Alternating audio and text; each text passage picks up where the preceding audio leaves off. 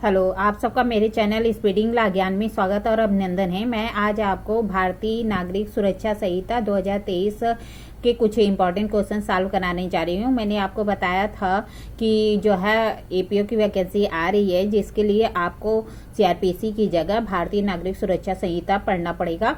तो इसके कुछ इंपॉर्टेंट क्वेश्चन हैं, प्री के लिए बहुत ही इंपॉर्टेंट है। तो इसलिए आप प्लीज़ वीडियो लास्ट तक देख लीजिए। अगर अच्छा लगे तो लाइक करिए, कमेंट करिए, शेयर करिए, साथ ही बेल आइकन दबा दीजिएगा ताकि कोई भी नोटिफिकेशन आपको तुरंत ही मिल जाए।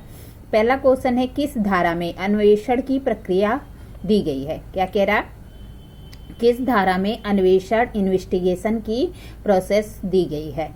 ए है 157, बी है 176, सी है 168 और डी है 183। तो बी वाला ऑप्शन सही होगा, 176। आगे क्वेश्चन है कि मजिस्ट्रेट को अपराध का संज्ञान लेने की शक्ति प्राप्त है। क्या कह रहा है? मजिस्ट्रेट को अपराध का संज्ञान लेने की शक्ति प्राप्त है। धारा 2 ए ऑप्शन है। धारा जो है 210। फिर जो बी ऑप्शन है धारा 200। सी ऑप्शन है धारा 190। फिर डी ऑप्शन है धारा 204। अर्थात ए ऑप्शन है धारा 210 ये सही है। जब मजिस्ट्रेट अपराध का संज्ञान लेने की शक्ति प्राप्त है धारा 210 में, ए वाला ऑप्शन सही है। जब हम सीआरपीसी पढ़ते थे तो उसमें धारा 190 में कॉग्निजेंस मजिस्ट्रेट लेता था, लेकिन यहाँ पे जब बीएनएसएस पढ़ते हैं तो उसकी धारा 210 में मजिस्ट्रेट की संज्ञान लेने की शक्ति के बारे में प्रावधान किया गया है। धारा ऑप्शन ए सही है, 210।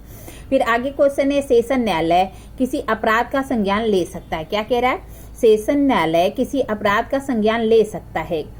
ए ऑप्शन है धारा जो है 213। फिर बी ऑप्शन है धारा 193, 293। सी ऑप्शन है धारा 190, 190। फिर डी ऑप्शन है 209। तो इसमें जो है सेशन न्यायालय किसी मामले में जो है संज्ञान ले सकता है, ये 213 में प्रावधान किया गया है। ए ऑप्शन सही होगा। आगे क्वेश्चन है, छोटे अपराध में विशेष सम्मन किस धारा के अधीन जारी किया जाता है? क्या कह रहा है? छोटे अपराध में विशेष सम्मन किस धारा के अधीन जारी किया जाता है? ए ऑप्शन है धारा 205, बी ऑप्शन है धारा 206, सी ऑप्शन है धारा 229 और डी ऑप्शन है धारा 267, 267। तो सी वाला ऑप्शन सही होगा, 229, 229 ये जो सही होगा। जब हम सीआरपीसी पढ़ते थे तो वहां पे जो है छोटे अपराध के लिए प्रावधान 206 में था, और यहाँ पे जो छोटे अपराध के विशेष सम्मन के बारे में प्रावधान 229, 229 में दिया गया है।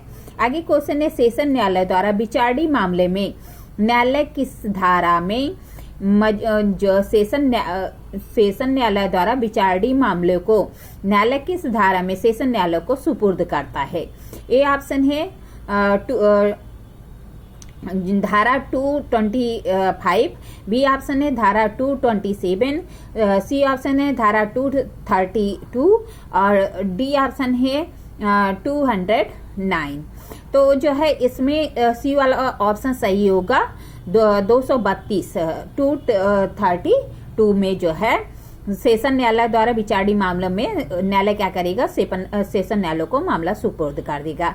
आगे क्वेश्चन है, धारा 234 संबंधित है किससे? तो जो है ए ऑप्शन है आरोप की अंतर्वस्तु, बी है कि आरोप में परिवर्तन,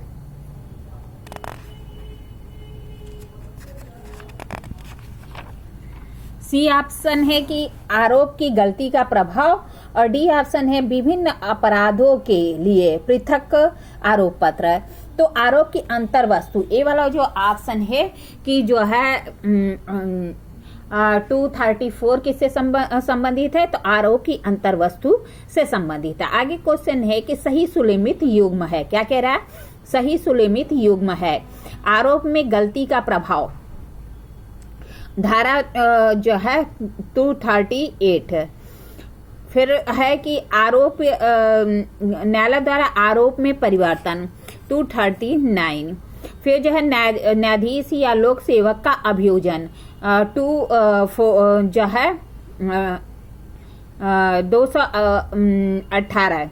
फिर डी है कि उपयुक्त सभी, तो सभी सही है क्योंकि जब आरोप में गलती का प्रभाव है 238 में है। न्यायालय द्वारा आरोप में परिवर्तन 239 में है। फिर न्यायाधीश और लोक सेवक द्वारा अभियोजन 218 में दिया गया है। ठीक है, फिर आगे क्वेश्चन है कि सही सुलेमित युग्म है।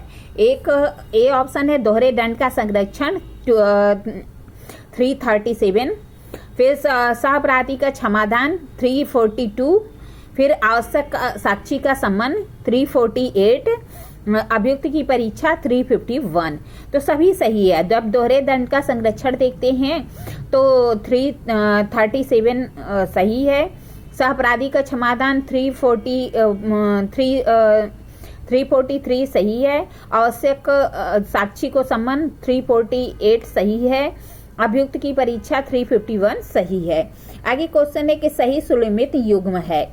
अपराधों का सम्मान 358 जो है, इसमें जो है ई वाला ऑप्शन सही होगा।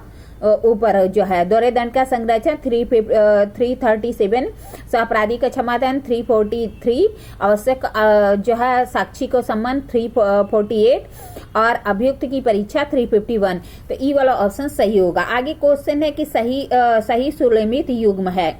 अपराधों का सम्मान 358 सही है। अभियोजन वापस लेना 360 ये भी सही है। माफी मांगने पर अभियुक्त का उन्मोचन 387 ये भी सही है। निर्णय की अंतर वस्तु, तो इसमें जो है निर्णय की अंतर वस्तु 393 ये भी सही है। ई वाला ऑप्शन सही होगा। ये सभी कुछ सही है। अपराध का सम्मान 359 में है। अभियोजन वापस लेना जो है 360 में है। जो माफी मांगने की अभियुक्त का उन्मोचन 387 में है। निर्णय के अंतर्वस्तु 393 में है। आगे क्वेश्चन है सही सुलेमित युग्म है। पीड़ित प्रतिकर स्कीम 396 सही है। पीड़ित का उपचार 397 सही है। साक्षी संरक्षण स्कीम 398 ये भी सही है। तो जो है डी वाला ऑप्शन सही होगा। पीड़ित प्रतिकर स्कीम 396 सही है। पीड़ित का उपचार 397 सही है। साक्षी संरक्षण स्कीम 398 ये भी सही है। तो डी वाला ऑप्शन सही होगा कि उपयुक्त सभी सही सुलेमित युग्म है। ए ऑप्शन है कि उच्च न्यायालय द्वारा मृत्यु दंडादेश की पुष्टि 409 सही है। उच्च न्यायालय को निर्देश 436 यह भी सही है। फिर जो है सेशन न्यायालय को पुनरीक्षण की शक्ति 440 ये भी सही है। डी है उपयुक्त सभी, तो ये भी सही है। तो डी वाला ऑप्शन सही होगा क्योंकि सभी कुछ सही है। उच्च न्यायालय द्वारा जो मृत्यु दंडादेश है उसकी पुष्टि 409 में होती है।